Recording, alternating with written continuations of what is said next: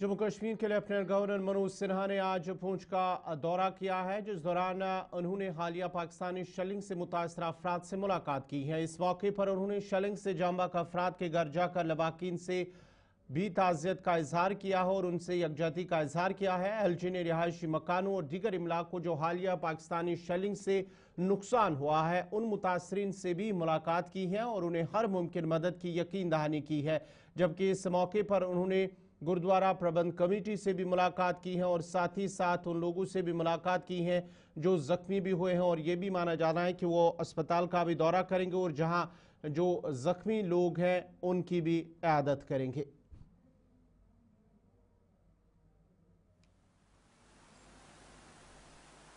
जम्मू कश्मीर के मुख्य सचिव श्री अटल डुल्लू जी,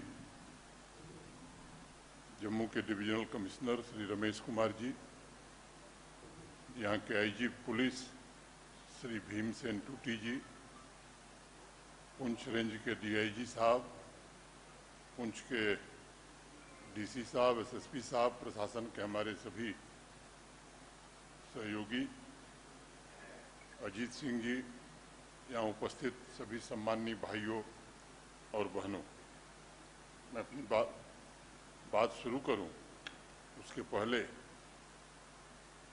पाकिस्तान द्वारा चलाई गई बमबारी में जिन लोगों की शहादत हुई है, मैं उनकी पुण्य स्मृति को नमन करता हूं, प्रणाम करता हूं। जो लोग घायल हुए, जम्मू मेडिकल कॉलेज में कुछ लोगों से मेरी मुलाकात हुई थी। जम्मू कश्मीर प्रशासन ने तत्परता के साथ उनके समुचित इलाज का प्रबंध किया। ईश्वर की कृपा से घायल सभी लोग ठीक हैं। अनेक दुख भरी कहानियां मेरे पूर्व भी बताई गई, मैं उसके विस्तार में नहीं जाना चाहता हूं। 12 वर्षीय जुड़वा भाई बहन पूर्व फातिमा और जैन अली, उनको मैं विशेष रूप से श्रद्धांजलि अर्पित करता हूं। वो गैर पाकिस्तानियों की नापाक हरकत के निशाना बने थे। उनके पिता रमीज जी गंभीर रूप से घायल थे। मैं व्यक्तिगत रूप से भी अस्पताल में उनसे मिला था और ईश्वर कृपा से उनका स्वास्थ्य बेहतर है और मैं उम्मीद करता हूं कि जल्द ही उन्हें छुट्टी मिल जाएगी। हम सब जानते हैं कि 22 अप्रैल को पहलगांव के वैसरन घाटी में पाकिस्तान द्वारा भेजे गए आतंकवादियों ने जिस तरह से निर्दोष और निरपराध पर्यटकों को निशाना बनाया, उसमें 26 जानें चली गई। पूरे देश में इसको लेकर के बहुत आक्रोश था। माननीय प्रधानमंत्री जी ने, सरकार ने ये बात स्पष्ट कर दी थी कि आतंकवादी और उनको प्रश्रय देने वाले लोगों के खिलाफ ऐसी कार्रवाई की जाएगी, ऐसा सबक दिया जाएगा जो सपने में भी उन्होंने नहीं सोचा। पूरा हिंदुस्तान चाहता था कि कार्रवाई हो, कड़ी कार्रवाई, और उसको दृष्टिगत रखते हुए 6 और 7 मई की रात को भारत की सेनाओं ने, हमारे सेनाओं के बहादुर अफसरों और जवानों ने 9 टेरर कैंप्स उस दिन ध्वस्त किए।